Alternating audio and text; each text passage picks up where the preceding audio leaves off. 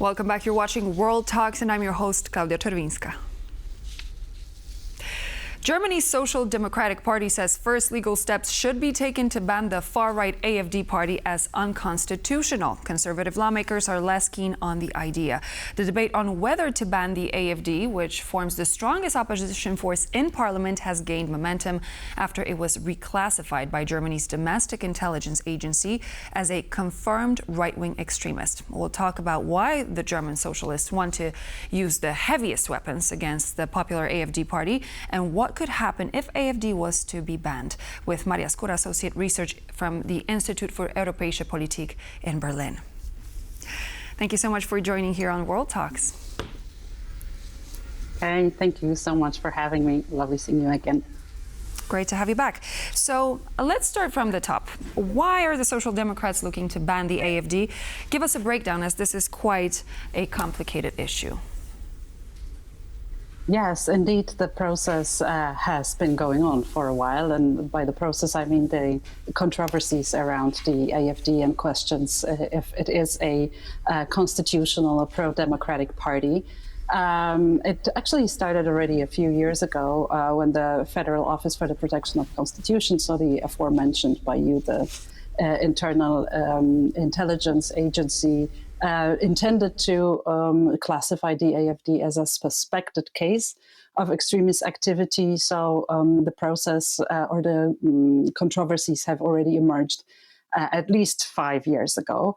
And it is important to understand the federal character of Germany in this case, because this agency functions on the federal level, but also has 16 chapters responsible for their operations in federal states. And it's important because some of those regional institutions have already been observing AfD at the regional level, and some of them have already earlier identified AfD as definitely right-wing extremists, or some of them still have been looking at it as suspected case, investigating further. And as you mentioned, in May, actually the decision was met by the domestic intelligence agency at the federal level to identify, declare AfD a right-wing extremist. And this was one of the stepping stones to the considerations, the political considerations, if such a party could be banned. And this indeed was a reason that politicians of the SPD declared as the main motivation for them of taking this one step further and attempting to bring a case to the Constitutional Court to try and ban the AfD. Because one thing is to declare or identify a party, a organization as a right-wing extremist. It does not really have any legal consequences, and the other thing is actually banning, and this is only within the competence of the Constitutional Court. Both actions hold completely different consequences. So what would you say the procedure would look like? What happens next, now that we know that there is this effort by the Social Democratic Party to have the AfD banned? Well, it's just the very beginning, right? So the SPD has made it public, I mean, maybe not made it public, but made that public decision on the last party congress that took place in Berlin this weekend. And there was a great support for actually initiating this motion. So the party will now try to collect evidence supporting the plea to ban the AfD. There should be a working group between the federal and regional state level to start working on that case. Also, importantly, a organization or party which is declared right-wing extremists can also be undergo a specific intelligence service means. So basically it can be further investigated by state institutions, especially the intelligence agency. So the authority can recruit informants, for example, or observe individuals, monitor telecommunications, even in particularly important cases.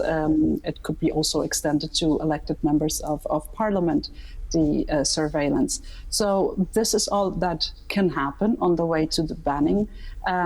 When there could be some indirect consequences also in the Bundestag, for example, like freezing public funding for political parties should a decision been made that actually the activities of AfD are unconstitutional and democratic.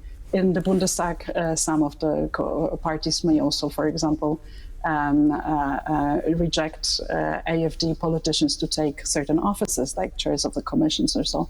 And there's also a public stigma around it. But so far, there's only a very, very beginning of this ban process.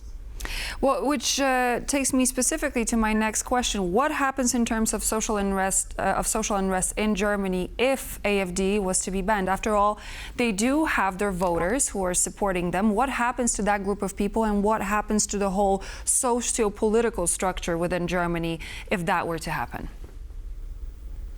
It's a very good question because on the one hand, the argumentation of the SPD, but also the Green Party, that the left party, is that the AfD has already proven in the last years that they are non-democratic, that they are disruptive and destructive for German democracy, for German society, building gaps, spreading anti-migrant theories, even sometimes in the past, right, and revisiting the history. So on the one hand, the proponents of the ban say that the costs of not acting now would be higher than acting now and bringing the case to the Constitutional Court. But you also said that actually Friedrich Merz and the other coalition partners, so the CDU, the governing party, is looking very skeptically at it. And perhaps that also will answer your question. The Chancellor Merz was very skeptical about this call for a ban because he said that it smells too much like eliminating a political rival.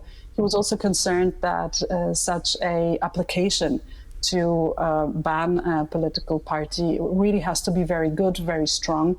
There actually were bans before, for example, of a right-wing magazine, Compact. The ban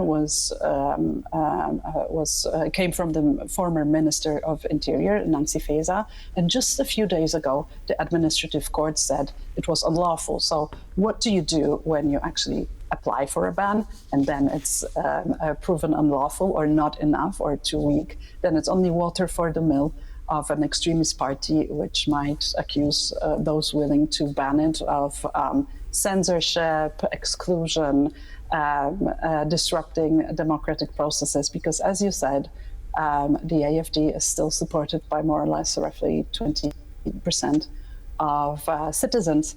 And maybe it is a part of German culture, German constitutionalism, to use the law or judicial review to make a difference and shape the norms and values along which the society is living and developing. But one could also ask themselves what actually a ban would bring. Well, you ban one party, another party can emerge. So yeah, it's a very controversial issue.